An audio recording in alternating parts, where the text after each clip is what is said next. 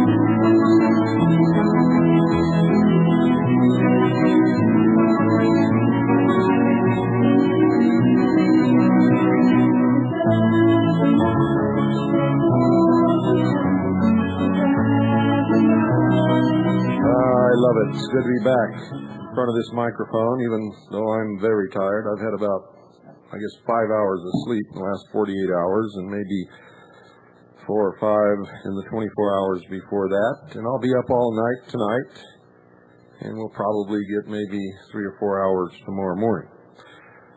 But that's the way we work around here. You see, we just have one rule. Only one.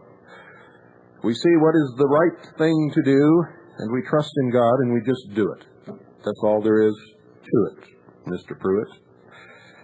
You can tell I'm tired when I start rhyming on the radio. This is from the Pittsburgh Experience, the community newspaper of Pittsburgh Township and area. And this is Canada, ladies and gentlemen. Listen to this. The Royal Military College was a high-activity area during this weekend. Blank ammunition and small-scale pyrotechnics and smoke grenades were used. As well, visitors to the college were required to present identification and were subject to search prior to being allowed access to college grounds. Beginning last Friday, March 17th at 4:30 p.m., the officer cadets of the Royal Military College of Canada began participation in an internal security exercise on Royal Military College grounds, both north and south of Highway Number 2. The exercise concluded at 9 p.m. Saturday. The aim of this exercise was to provide the Royal Military College cadets with a practical opportunity to exhibit their leadership skills in a real-life scenario involving internal security violations. Internal security violations. Real-life scenario. Some of the main activities during this exercise included perimeter security duties, patrols, building searches, building evacuations, and responses to bomb threats, crowd control, and unauthorized entry. Unauthorized entry. Unauthorized entry. I have to say it 3 times for some of the sheeple. Those of you who are not sheeple, please forgive me. There was no disruption of normal civilian community activities during this time period, as all activities took place on D&D property. Whatever D&D means. They don't explain it here. It's bad reporting. The cadets of RMC will be volunteering their services to the Kingston community in a charity cleanup on April 1st through 2nd. Any individuals or groups who require assistance with projects may request the labor services of a cadet or cadets by contacting the Royal Military College. And then they ask for donations. Donations will be accepted but are not required. Oh, what nerve. You see, folks, it's not just happening here. Hitler never did this. Hitler did not do this until he was legitimately established in power. These guys haven't got there yet. They're already doing it. No disruption to the civilian routine. Visitors were subject to search, had to present ID cards. Both sides of a highway. Taxpayers' rights proposal spells doom, IRS says. Bill would shift burden of proof. Washington, Congress is considering turning the tables on the Internal Revenue Service. Proposed legislation would force the agency to prove taxpayers are wrong in disputed cases rather than requiring filers to prove they are right. Now look at this, folks. If you got a copy of the Constitution for the United States of America, I want you to read it. Then I want you to listen to this. Taxpayer rights proposal spells doom. Bill would shift the burden of proof. It's not shifting anything.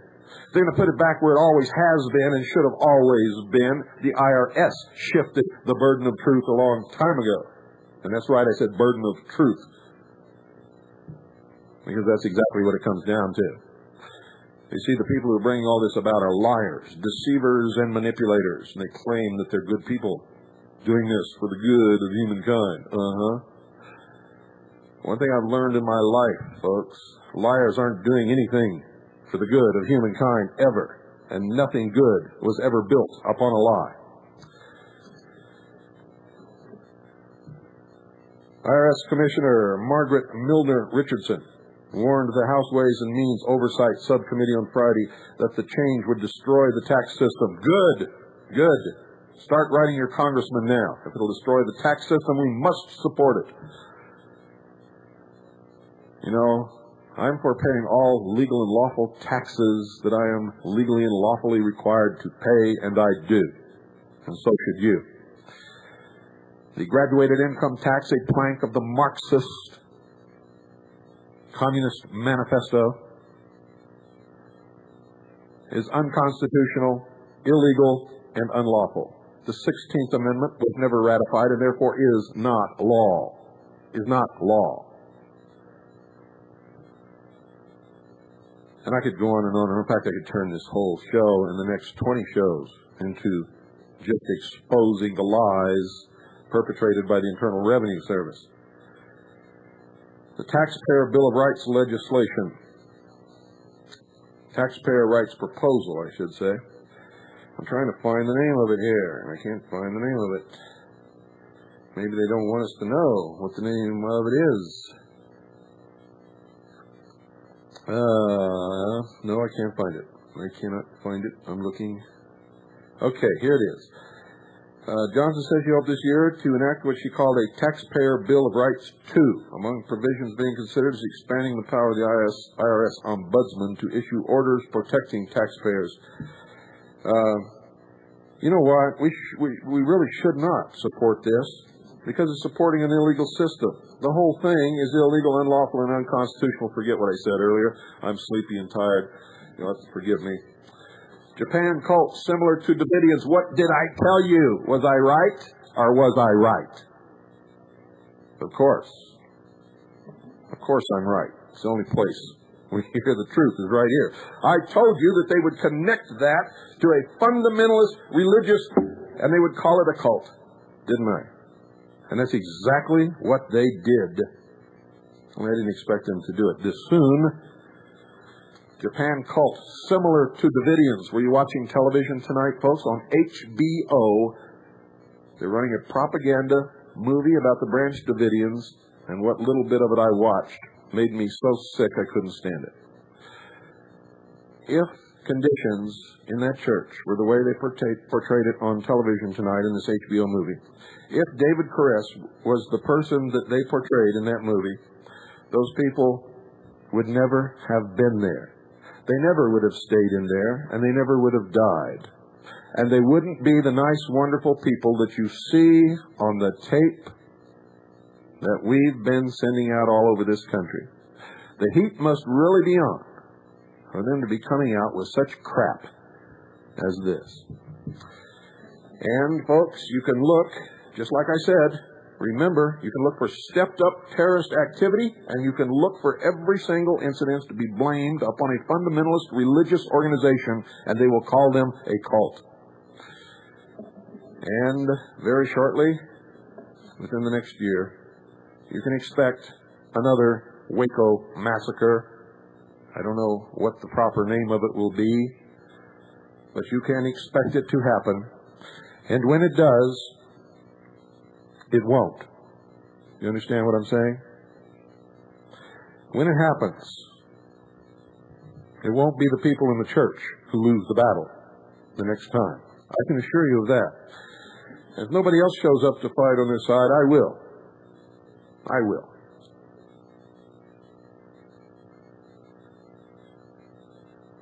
Japan cult, similar to Davidians. Leaders broadcast raises terrorist fears. Boston Globe. A secretive sect being investigated in the fatal nerve gas attack on the Tokyo subway system this week is a potent addition to the ranks of international extremist groups, with adherents capable of everything from random murder to mass suicide, according to police, scholars, and disaffected members. While investigators are still trying to pull together thorough information about the group known as Aum Shinri Kyo, or Aum Supreme Truth, many observers note ominous similarities between the sect and the Branch Davidians. A Christian cult, whose holdout at its compound near Waco, Texas, ended in a fatal confrontation with federal authorities in April 1993. Cult members, all through here, terrorism, cult facilities, cult, reprisals, cultists, cult, long-haired, cult. Boy, it's a good thing they didn't learn this word cult back in the 60s. Whoa. All you guys out there that used to be hippies be dead now. Dead. Long hair. Cultists. You know something really strange, folks? You never hear any reference to drugs. Isn't that weird? Maybe that's because the people who are doing all the massacring are the ones who came out of the 60s and are still smoking. What do you think? No, not me. I didn't inhale, and I feel your pain. Record United States trade deficit. What did I tell you? What did I tell you, Jose? I told you. You didn't listen. What's going to happen? You're going to get poor. Old Norte Americano's going to get poor. Everybody going to be poor. And I'm not making fun of the Mexicans. They don't like this any more than we do. I can guarantee you that. They don't even like the bailout that Clinton said wasn't a bailout. He says it's not a loan. It's not a gift. It's not a bailout. What is it? What is it? Anybody know? Record U.S. trade deficit. Just a couple of months ago, they said there wouldn't be any trade deficit because of NAFTA and GATT. Right? Said everything was going to be really neat and this was going to fill the coffers of America. Ooh. Well, I got to tell you, folks, it's not working that way. In January, we were $12.23 billion in the hole. The United States set a record trade deficit in January as Mexico's currency crisis cut into exports while demand for foreign toys, televisions, and heavy machinery pushed imports higher. And as the dollar sinks even lower, and it is at even more record lows now than when I last spoke to you, as the dollar sinks lower, the price for foreign goods gets higher, and the trade deficit will get bigger, and you can take NAFTA and GATT and use them where they belong, next to your toilet.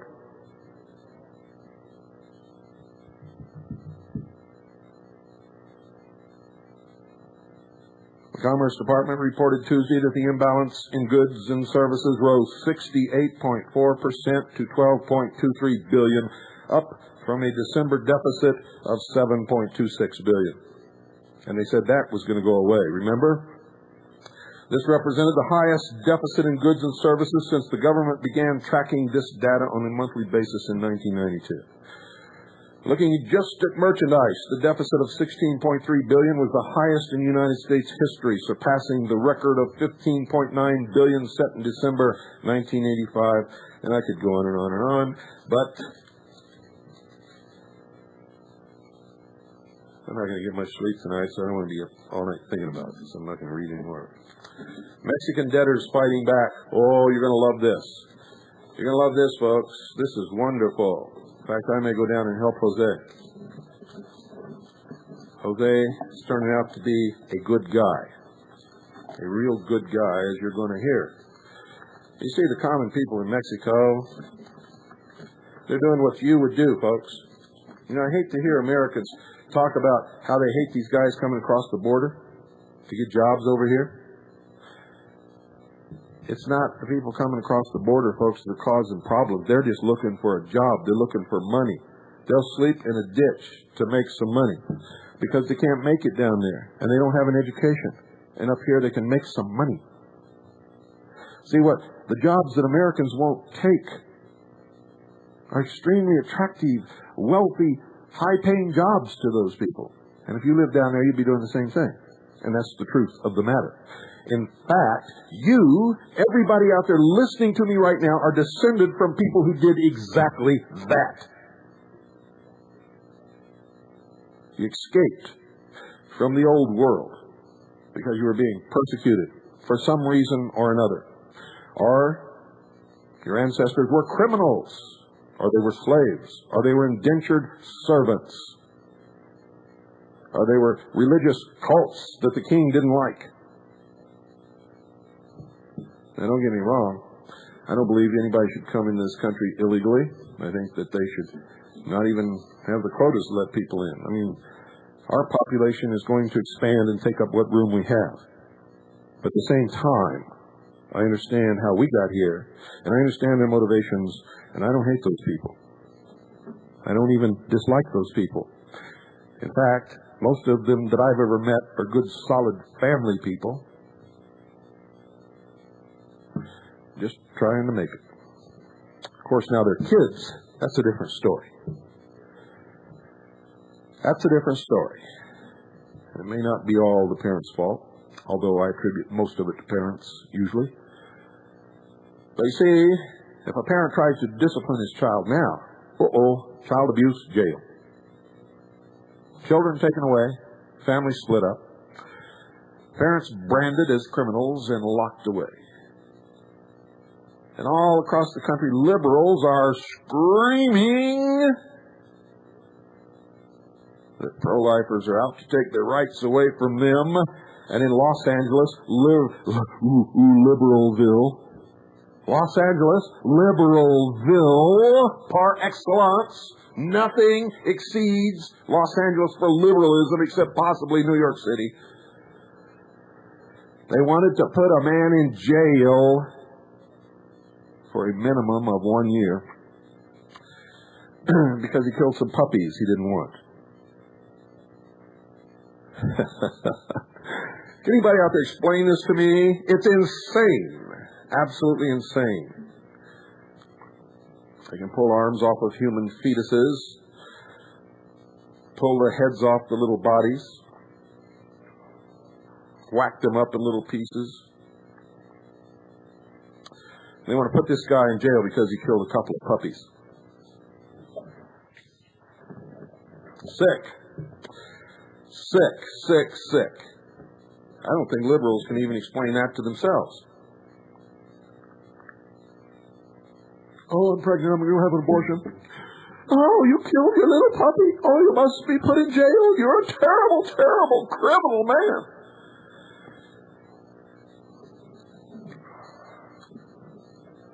It escapes me, folks. I don't know how to explain that. I don't even know how to talk about it. It's insane. Absolutely insane. Now, I'm not one to go around yelling at people because they have an abortion. I'm pro-life. I think abortion is murder. But I don't go around preaching it. You'll never see me standing in front of an abortion clinic. And you'll never see me choose a president because he's pro or con abortion issue. You know why? Because I don't care how loud you scream. I don't care how high you jump up and down. I don't care how many abortion doctors you kill. The law will decide whether abortion is legal or illegal. If it's illegal, then you can't have an abortion. And if you get caught having an abortion or performing an abortion, then you have to pay the consequence. If it's legal, then that's a moral issue between you and God and your community. Nobody else can do anything about that. You see, the only solution when it's a matter of the law, ladies and gentlemen, is to take a gun in hand and force your will on other people through the sheer force of might. And ain't none of you out there going to do that. So why are you chasing this red herring around? Yes, I agree with you, it's murder. Yes, I don't like it. But the law says it's legal. So what are you going to do? Are all of you going to get together and take up arms and go against the federal government? Because that's what you'll have to do. And if you do that, you're insurrectionists. And you'll be put down. Put down hard. And you'll be called a cult. I can guarantee it. So, now, if the whole nation wanted to do that, then you could win. But the whole nation doesn't, and probably never will. So, it's a red herring. You're chasing a red herring. You're wasting your time. It doesn't matter who you elect to the office of president, the Supreme Court will decide whether abortion is legal or illegal. It will never be decided by Congress, and it will never be decided by a vote of the people. If it is decided by Congress, and the Supreme Court has already ruled that it's legal, the Supreme Court will say that the law is unconstitutional, because the Constitution has nothing to do with abortion. And that's the truth. And don't give me this right to life, liberty, and the pursuit of happiness. That just tells me that you haven't read the Constitution, because nowhere in the Constitution will you find that phrase. You will find that phrase in the Declaration of Independence, my friends. So let me tell you about Jose. How did I get on that subject? I must really be tired. I'm rambling tonight. You know what I feel like?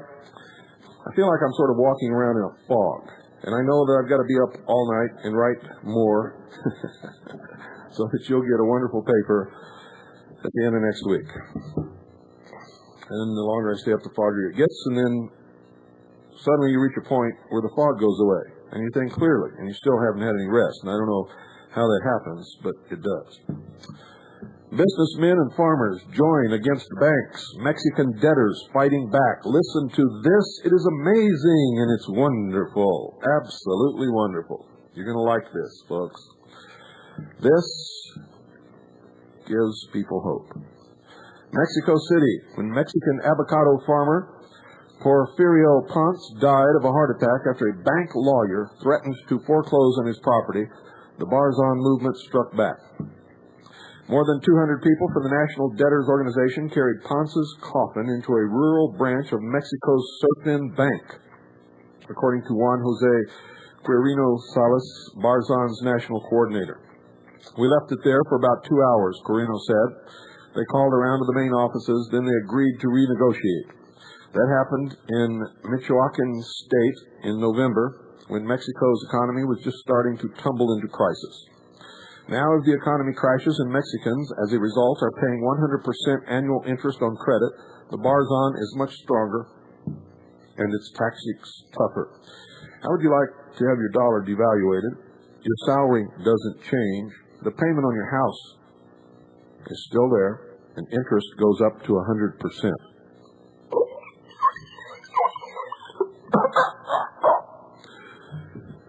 That's what most people would be doing. And that's what's happening in Mexico. And that's what's going to happen here.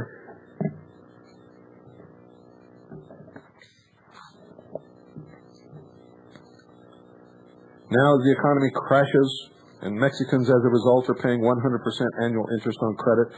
The Barzan is much stronger, and its tactics tougher. The Barzan, which means plowshare, claims 500,000 members, most small and medium-sized farmers and business owners. On Thursday, the Barzan sent hundreds of activists into Mexico City to recruit new members and urge debtors to default on their loans. In rural states where the Barzan is strongest, thousands picketed 800 banks, Guerrino said. More than 200 banks closed down. More than 200 banks closed down, which means it's only going to get worse. Either voluntarily or because Barzan activists wouldn't let people through the doors, he said. Not only has the group declared war on Mexico's already failing banking system, it's galvanizing anger over the economic crisis into a kind of middle-class guerrilla movement. And you ain't seen nothing yet. This is going to happen worldwide. You haven't really even begun to get a taste. I want to see what happens to spoiled America. So used to having everything they want whenever they want it. It's going to be terrible. John Bailey, a Mexican expert at Georgetown University, said the Barzan is potentially more disruptive than the Zapatista rebels who launched a 1994 offensive in southern Mexico. They're serious, middle-class people who know how to use the system, Bailey said. They have skills, resources. They're ferocious who've gone over the edge. Now, when they say ferocious, I don't know if they're talking about Ross Perot or not. I really don't. But it looks like it. If the people they're encouraging to do default, we're in serious trouble, said Roberto Aguirre, a spokesman for Surfin. Surfin is one of numerous Mexican banks sliding into crisis as interest rates rise so high that Mexicans can't make payments. You know what happens when you can't make payments? They come and take away everything that you're paying on. Currently, rates on loans are at least 65%. Rates on credit cards are over 100%. Surfin and another major bank, Banamex, have announced employee cutbacks of 25 to 40%. The government in February seized 3 banks. Millions grow desperate. The banking crisis is part of the economic crash started with the December devaluation of the peso by 35%. Now prices are doubling, sales are plummeting, and businesses are laying off workers or closing down. The Barzan, which helps debtors get loans renegotiated by private advice and lawyers, are intimidating the banks, draw recruits from the millions of Mexicans growing desperate. Corino said the Barzan's drastic tactics, picketing banks, occupying them, and leaving coffins in lobbies are fair play since banks use aggressive tactics.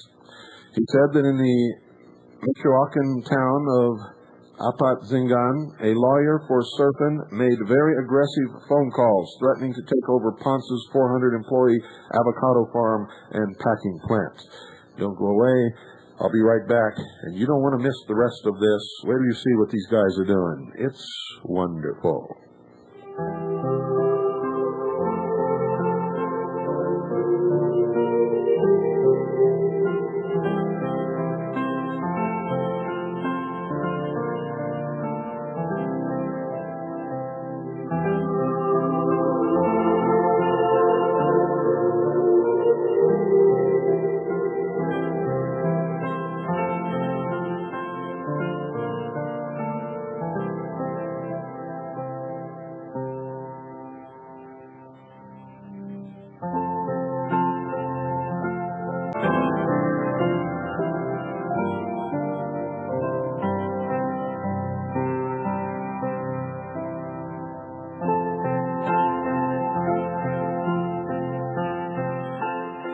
Well, I hate to read you an article like that and tell you to call Swiss America Trading, but that's exactly what you ought to do. That's not why I read the article. It just occurred to me you might think that. Nope, it's not. It's not the reason why at all, as you will see as I get more into it. But folks, the same thing is going to happen here.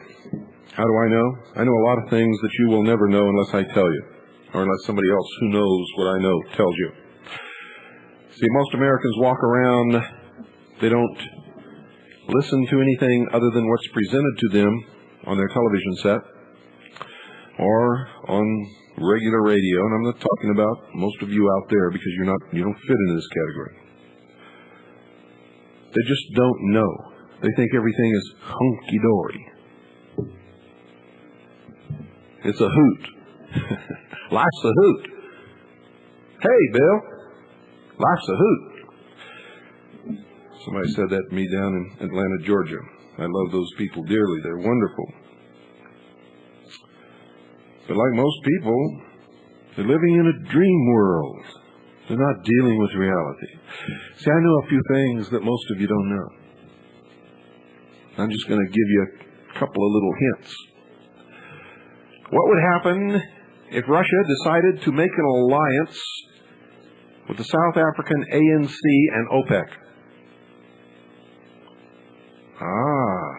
Did some lights come on? You better read Veritas, because it'll tell you what I'm talking about. Did you know that Europe exports more to Russia, about 5 times more than we do? And you know that Russia exports about 19 times more to Europe than they do to us? Did you know that Russia is now on a border with Europe, a common border? Do you know these things? What would happen if the European Union and Russia got together? Ooh, are the wheels turning?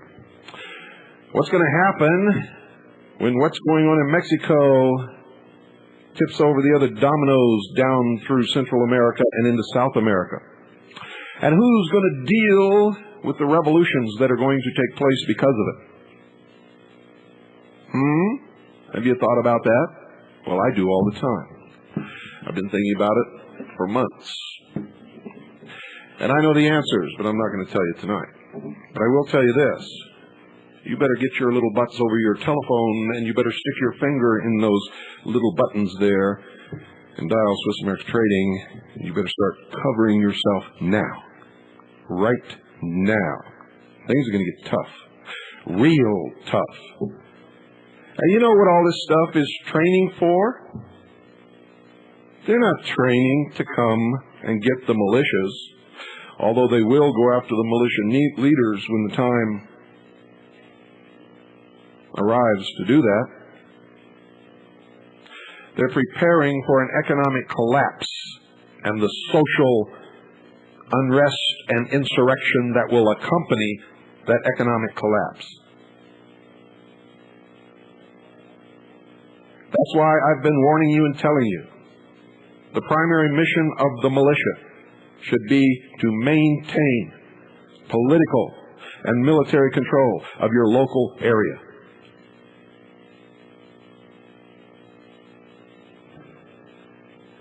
Because little Susie that you think is so sweet is going to get really mad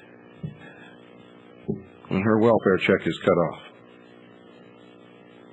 And Joe, the real nice guy that does the logging, he's going to be super pissed when they say he doesn't have a job anymore.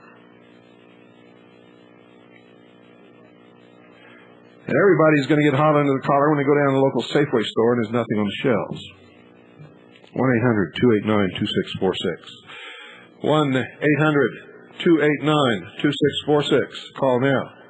Now, if you don't think that can happen here, go and get a song that Frank Zappa wrote.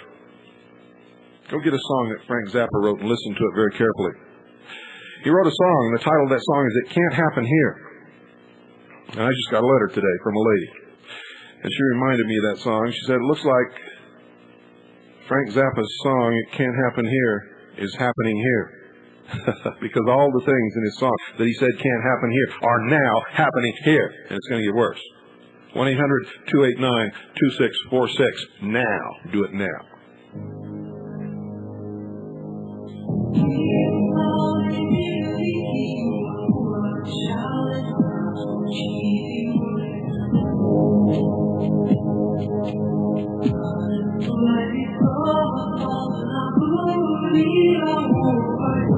Anybody know what kind of music this is?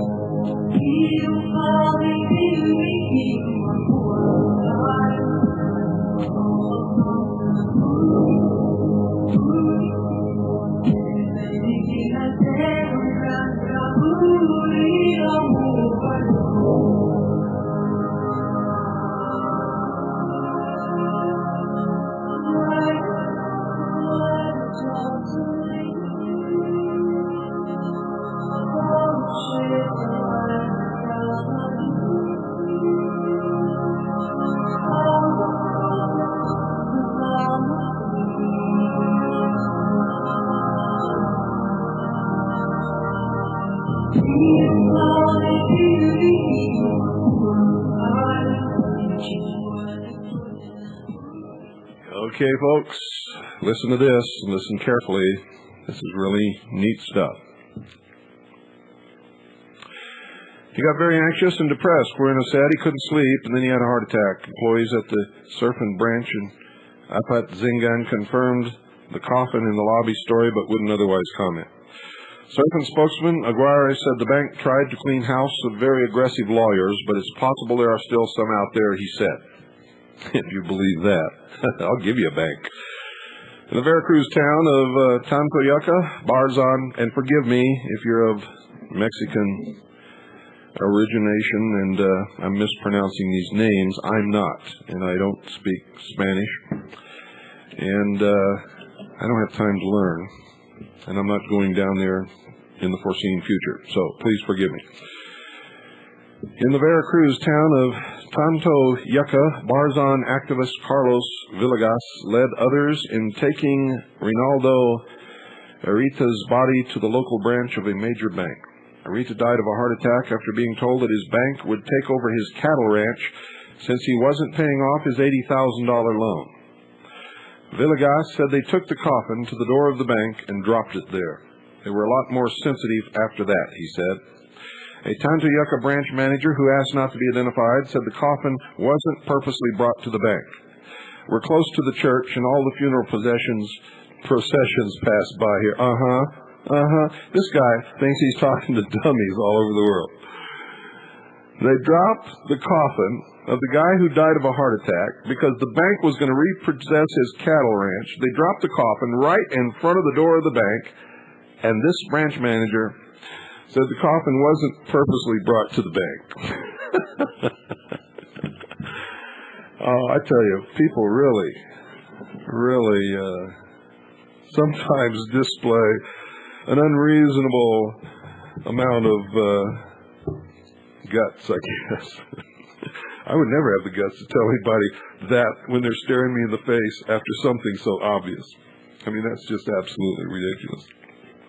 But, you see, these people are so used to lying, and people are so used to believing lies that I guess he thinks he's telling the truth. I don't know. But Arietta's son, a pediatrician, backed up the Barzan version. The stress my father was under played a role in his heart attack, he said. He said his father tried to sell off cattle and equipment to make payments, but no one was buying because of the economic crisis. It's been very bad here, Arietta said. The banks have been taking over a lot of people's property, but now the Barzan interferes. As soon as someone hears the bank is going to take over, the Barzan arrives and defends the property. The Barzan arrives and defends the property, and that's what we're getting to. Tactic closes banks. Wouldn't you love to do that? I mean, not to hurt people and not to hurt the bank, but to make a point that these people are stealing the country right out from under us. And I'm talking about Federal Reserve banks. Carino said the occupation of banks is a pressure tactic that usually closes them down for a few days at most. But Serpent spokesman Aguirre said that in another Veracruz town, Barzan activists closed 2 branches of major commercial banks for 2 weeks. They closed down Serpent for a few days, and we couldn't figure it out because we don't even have that many creditors there. Aguirre and other bank spokesmen say banks are working to renegotiate loans so customers don't default. Now, you know what happens when you renegotiate a loan? You spread the principal out over a longer period of time, and you pay about 40 times more interest. If you don't believe me, sit down with a calculator and figure it out. You may think you're paying $100,000 for your home, but I'm telling you right now, if you really think that, you're not playing with a full deck of cards. You need a straitjacket and a place to sleep. And that's the truth.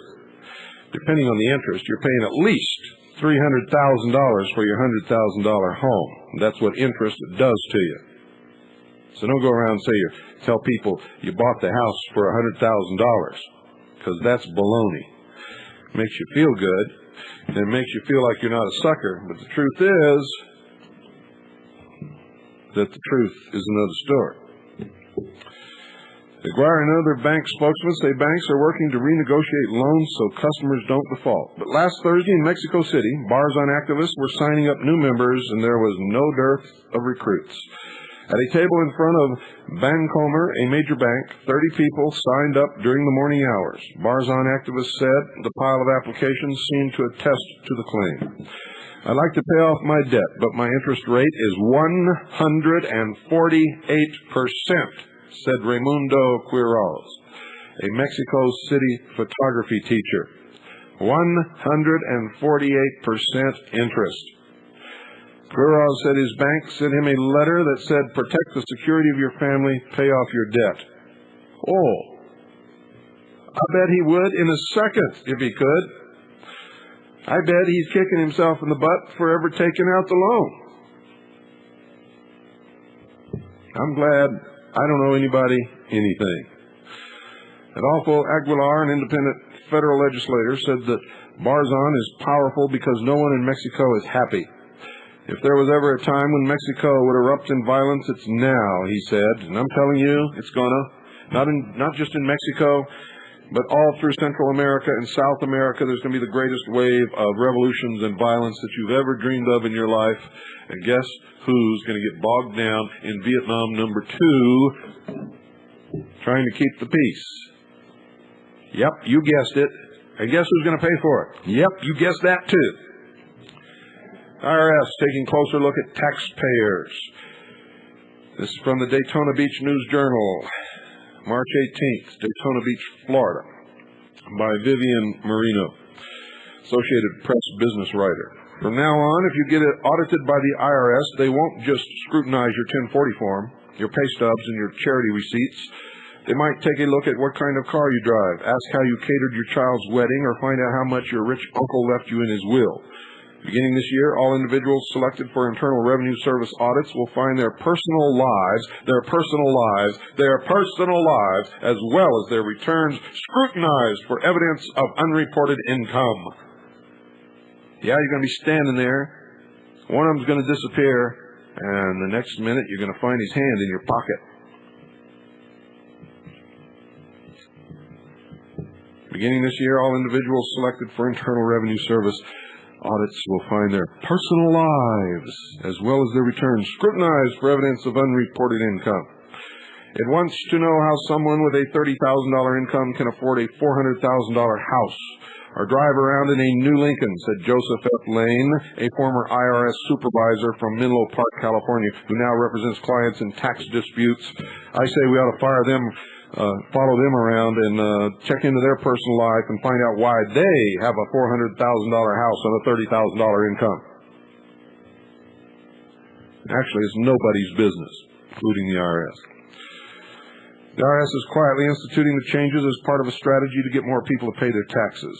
Uncollected taxes total at least $127 billion a year. IRS figures show. The agency's goal is to raise the compliance rate from the current 83% to 90% by 2001. They're already lying. The compliance rate is not even close to 83% today. So many people have quit filing and quit paying because they found out the scam, the fraud. The IRS doesn't want you to know what the true figures are. Some tax experts who have seen the training manuals the IRS is preparing for its 15,500 auditors contend some of the new procedures are too invasive. Heck, just the fact that they exist is too invasive for me. They're trying to turn these auditors, who are basically accountants, into detectives, said Frederick W. Daly, a San Francisco tax attorney and author of Stand Up to the IRS. Sure, Frederick Daly, Stand Up to the IRS. Have you read his book? He doesn't stand up to the IRS. He just plays their game. They're supposed to look for body language. They want to know what kind of car you drive, whether you have relatives with money. The IRS is getting away from your return, and now it's you being put under a microscope. You see, the reason they look for body language, folks, is if you're standing there picking your nose, they know darn well you ain't got no money. Body language. Can you believe these guys? Accountants turning into detectives. Practice raid. The Columbus Dispatch, Saturday, March 4th, 1995. Practice raid preps deputies for real thing, real thing, real thing, real thing, real thing, rah, rah, rah, rah, rah, rah, real thing. Practice raid preps deputies for real thing. In Lancaster, Ohio, with deputies dressed in black uniforms, hoods, and helmets. Sounds like terrorists to me. Doesn't sound like deputies. This sounds like the ninja guys in the movies. They're sneaking around in the dark, climbing up buildings, breaking in windows, and killing people. These aren't deputies. These are gangsters. Gangsters, yeah. But it was real, sort of. The members of the Fairfield County Sheriff's Emergency Response Team were practicing securing a building safely and quickly. Listen to this. Listen to this, folks. See, they only learned one thing from Waco. I quote, "Such maneuvers are important for deputies serving search warrants," said Sheriff Gary DeMasteri. End quote. How did we get by all those years with somebody knocking on the door and serving a search warrant without any violence? How in the world did we ever do it? My. And where do they get all of these men who are so sexually inadequate that they got to play cowboys and Indians until they're 60 years old? Yeah. About 6 months ago, DeMasteri handpicked 10 officers. Oh, it's the elite team. To receive specialized training twice a month. Twice a month. That's a big expenditure for a sheriff's department. He also bought $15,000 worth of equipment to outfit the team, probably through the confiscated fund sharing scheme that they've got now. They find somebody who's got some money. They go out and say he's got some drugs. They take all his money. They don't charge him with anything. And they go out and buy their $15,000 worth of equipment to outfit the team, including gas masks, riot helmets, and radio equipment. I was looking for deputies who are able to keep their cool in the face of situations that might go awry. They had to be in good physical shape, reliable, and have good common sense, DeMastri said. So he went down to the local donut shop, said, you, and you, because you're not out on patrol where you should be, come with me, you're in the new squad. And I'll bet you that's exactly how it happened. Yep, I'll bet you that's exactly how it happened. You know, I used to have great respect and great liking and all kinds of things for police officers. Not anymore. Not anymore. I don't know anybody. I do not know anybody who doesn't absolutely get struck with a lightning bolt of fear when they just see a police officer anymore. Doesn't matter who they are. And when that happens in America, the police are no longer our friends. Now, don't get me wrong, there's some good cops out there. I know one. His name is Dave Mann. He's the one that did the audio tape of the visitor from the past. In fact, as soon as this issue is out, Dave and I are going fishing. He made me promise, because I worked too hard, to take a day off and go fishing with him, and I'm going to do that. Apologies. Here's another one. Listen to this. Wednesday, March 15th, 1995. But I got to tell you, Dave is in the minority. His fellow officers pick on him every once in a while because he believes in the Constitution. Can you imagine that? Can you imagine that? Wednesday, March 15th, 1995. Florida Today. This is from Today in Florida. And apologies extended over fake armed raid. Cocoa City officials offered strong apologies to some residents Tuesday after armed U.S. Customs agents. Now, these are U.S. Customs agents. Next, it'll be librarians.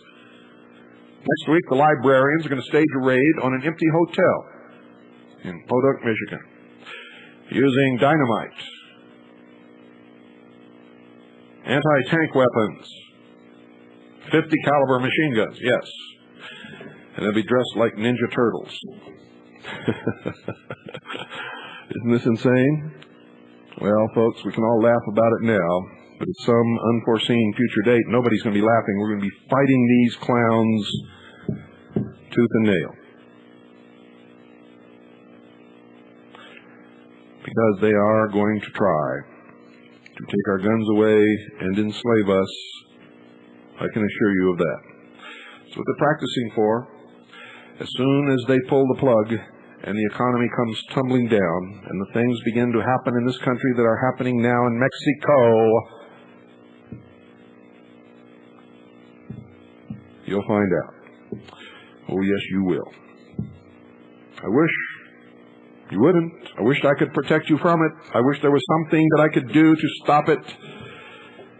And if all of us would wake up, we could stop it, but that's not going to happen, is it? Just enough of us are going to wake up in order to make it awfully hard for them to do what they want to do. Maybe, if we're lucky, we'll stop them. I think we will. I really believe that we're going to stop them. Not only stop them, but hurt them bad. So bad they'll wish they never tried it in the first place. That's what I believe. And I know that whatever starts it, they have to do it first, and you better understand that. U.S. Customs agents used a condemned building to set off explosions and stage a fake raid. Unannounced, in the middle of a neighborhood. The unannounced March 3rd training exercise at 125 Lemon Street terrified many in the neighborhood who said explosions rang out for 45 minutes as heavily armed members of a customs SWAT team and police swarmed the structure. Now, forgive me, folks, but aren't customs agents to deal with excise, import, and export taxes and inspect baggage for illegal stuff coming in the country and all that kind of stuff? What's going on? Anybody out there know? Tell your neighbors, because I already know. Sounded like bombs going off, and I hid under the desk, said Ruth Ellis, a secretary at Greater St. Paul Baptist Church. Seeing the black uniforms, a Cocoa police officer with full protection gear, and others hidden behind cars across the street, my first instinct was to take cover where there were no windows. Greater St. Paul pastor, the Reverend W.O. Wells, said, "It's ridiculous. People running around with automatic weapons and grenades or what sounded like bombs going off." At the city council meeting, officials said the problem was caused by a communications breakdown. Oh, baloney. These things are designed to terrorize the public so that you won't resist when the real thing happens. And so you will turn upon your neighbor and agree with them when they say he was a drug dealer, or he was a terrorist, or he was a cultist. You'll say, knew there was something wrong with that dude all the time. Oh, don't hit me no more, officer. I'm on your side. That's what most of you are going to do. How do I know that? All I got to do is look at history. All I got to do is look what happened every place that has happened throughout the world, throughout all the years that written history has been recorded by humankind. And I can tell you that's exactly what's going to happen. Some of us, probably the same percentage that brought this country into being, will fight tooth and nail with every weapon and every means at our disposal and preserve our liberty for as long as we possibly can. And if we can, we will win the battle.